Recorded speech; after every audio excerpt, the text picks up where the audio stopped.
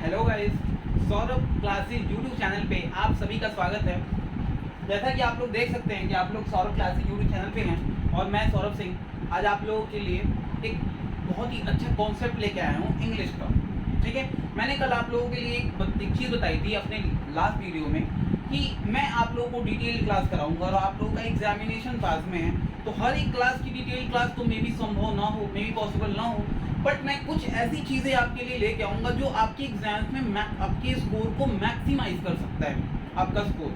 ठीक है, उसमें एक बहुत बड़ा टॉपिक है जो आप लोग एग्जाम में आता ही आता है, आप उसको डिनाई नहीं कर सकते और आपको नहीं आता है ये भी नहीं, क्योंकि बहुत आसान सा टॉपिक है और आपको 3 से 4 नंबर देके जाएगा वो।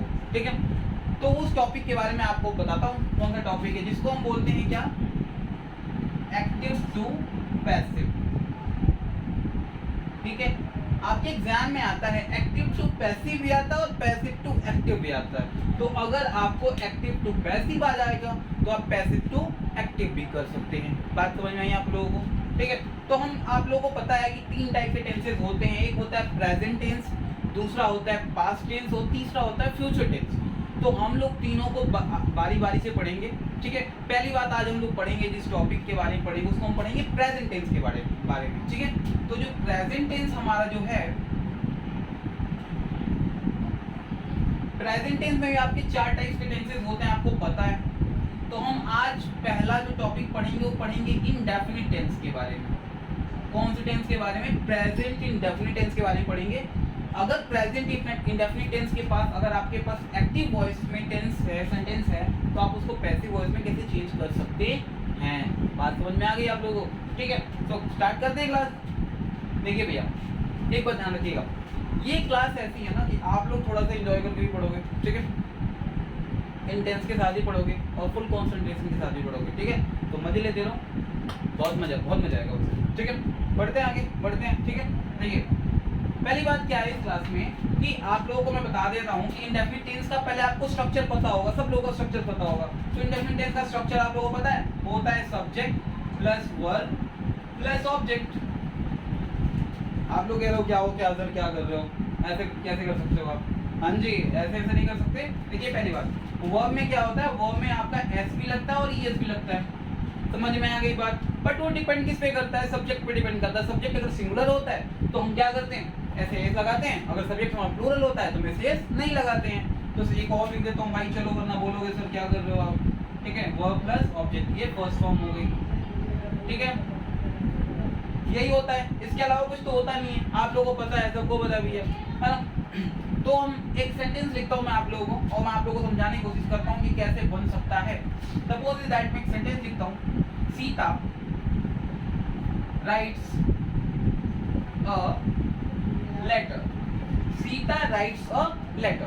तो अगर सीता राइट्स अ लेटर है, अगर इसको पैसिव वॉइस में चेंज करना है तो आप लोग एक बार ध्यान रखना, किसी भी चीज को बनाने के लिए उसके नियमों का पालन करना बहुत ही आवश्यक होता है।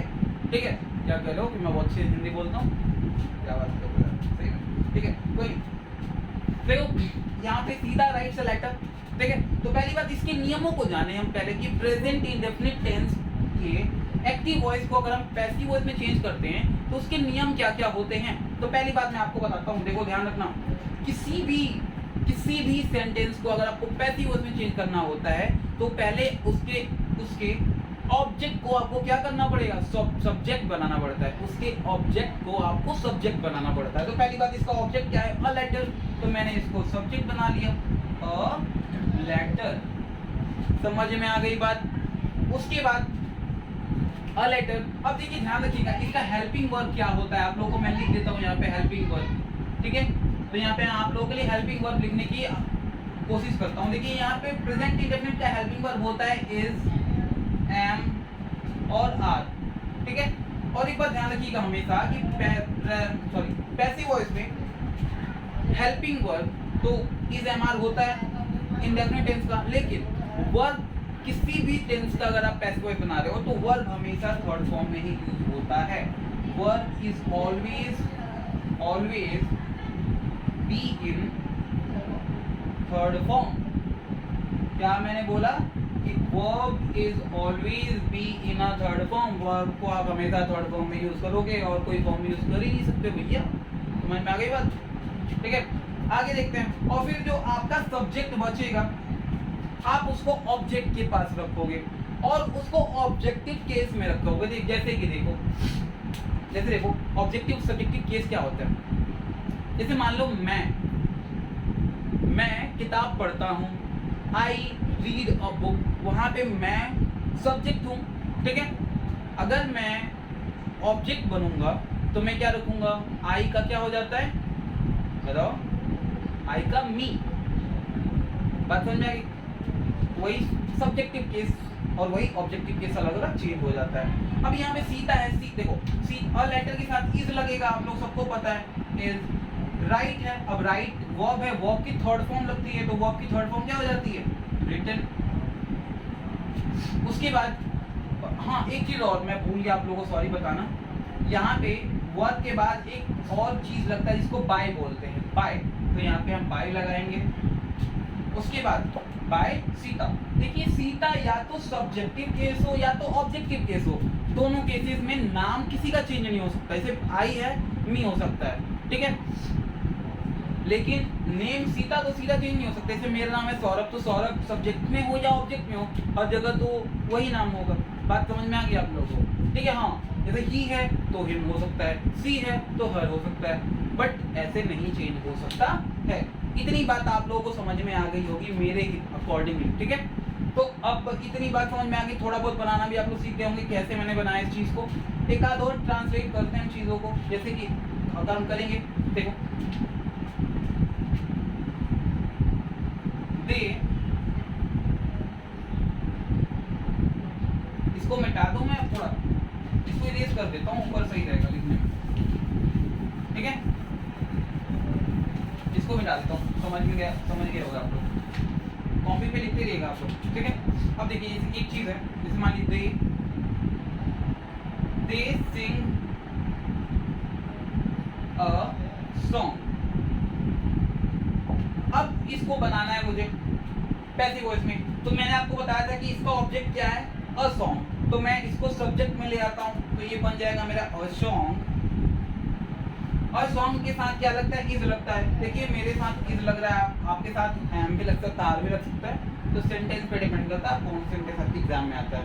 आपको ही पता है, इज सिंगुलर के साथ, आर प्लूरल के साथ, एम बस आई के साथ, सिंपल सी बात है। तो अ सॉन्ग इज सिंग का थर्ड फॉर्म, सिंग का थर्ड फॉर्म होता है sing first form, sang second form, third sung. ठीक है, तो अ सॉन्ग इज संग।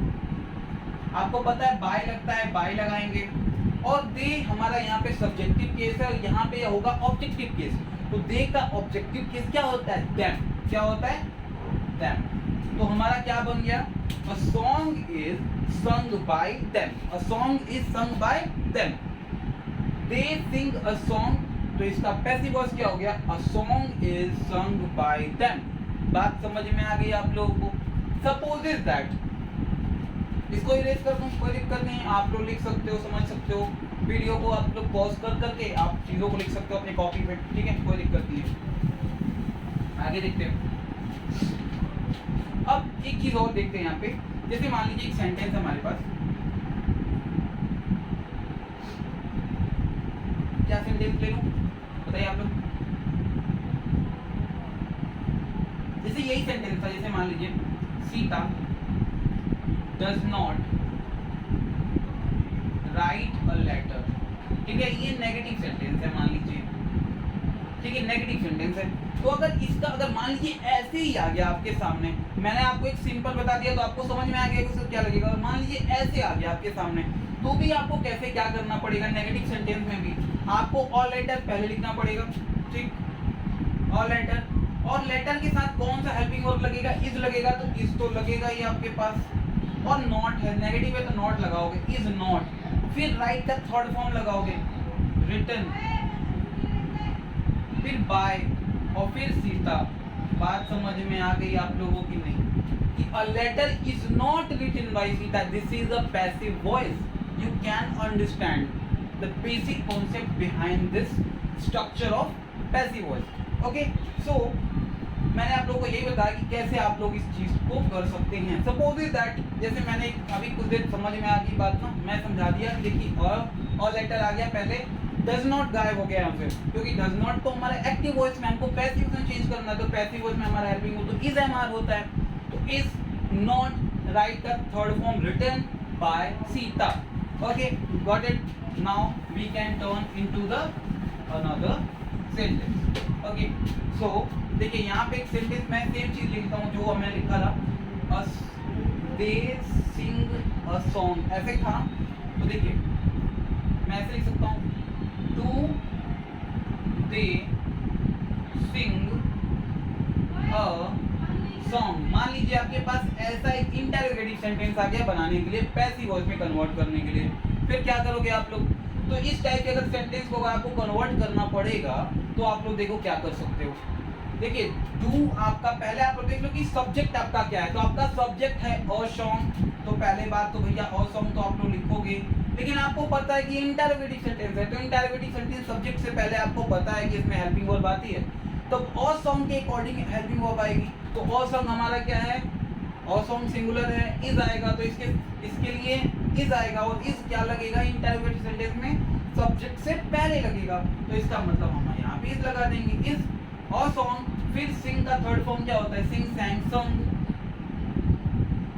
बाय, दे का क्या थर्ड फॉर्म होता है, देम, और ये भी क्वेश्चन मार्क। तो ये passive voice, is a song sung by them, this is called the basic concept behind passive voice. I hope you all understand this properly, ठीक है, और आप लोग अच्छे से इसको समझ भी सकोगे। मैं इतना तो सोच सकता हूँ कि आप लोग बहुत अच्छे समझ सकते हो इस टाइप के टॉपिक को, ठीक है। सो मुझे लगता है कि मैंने बहुत सारा चीज़ों को कवर किया हुआ है। अगर आप लोग बस छोटी छोटी चीज़ों को लेंगे तो एग्जाम में इससे आगे कुछ भी नहीं आता। I will give you guarantee of 500%। मैं 100% देता ही नहीं हूँ कुछ, कोई चीज़ जो देता हूँ 500% देता हूँ, 500% गारंटी देता हूँ मैं आपको। अगर इस टाइप के क्वेश्चन नहीं आया तो I can change my name. Okay, so you can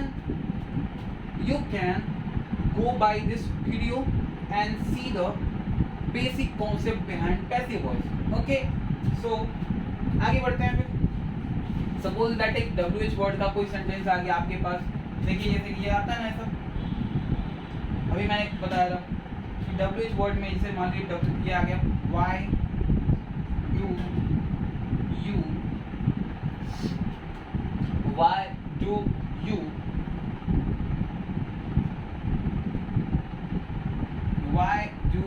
कौन क्या लिख दूँ बताओ कोई चीज़,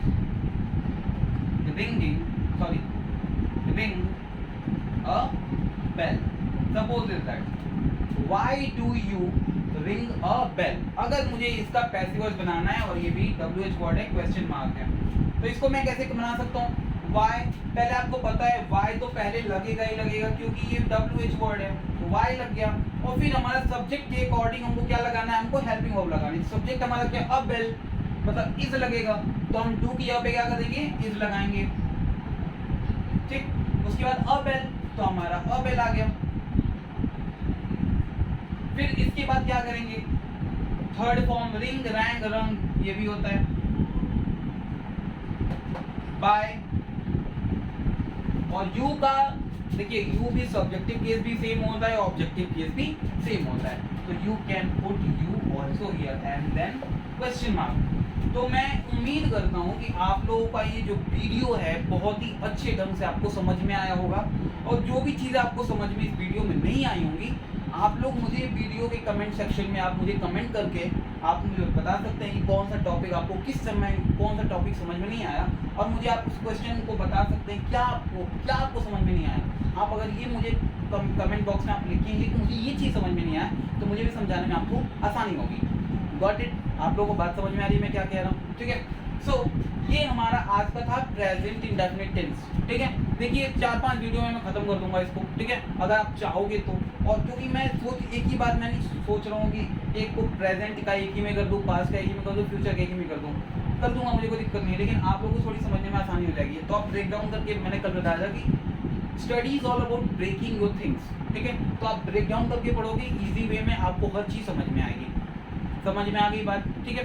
सो आज के लिए बस इतना ही इस वीडियो में, ठीक है। इस वीडियो में फिर मैं कल आप लोगों को, कल नहीं आधी में भी हो सके तो मैं आप लोगों की प्रेजेंट कॉन्टिन्यूअस की एक वीडियो बनाऊंगा, ठीक है। और उसमें आपको प्रेजेंट कॉन्टिन्यूअस टेंस को कैसे एक्टिव टू पैसिव में चेंज करते हैं और पैसिव टू एक्टिव में बता दूंगा कैसे चेंज करते हैं, तो आपके लिए आसानी भी हो सकती है, ठीक है। सो मिलते हैं नेक्स्ट वीडियो में, तब तक के लिए अपना ख्याल रखिए, अपने घर वालों का ख्याल रखिए, और ज़रूरत हो तो ही घर से बाहर निकलिए, ठीक है। तब तक के लिए जय हिंद, जय भारत।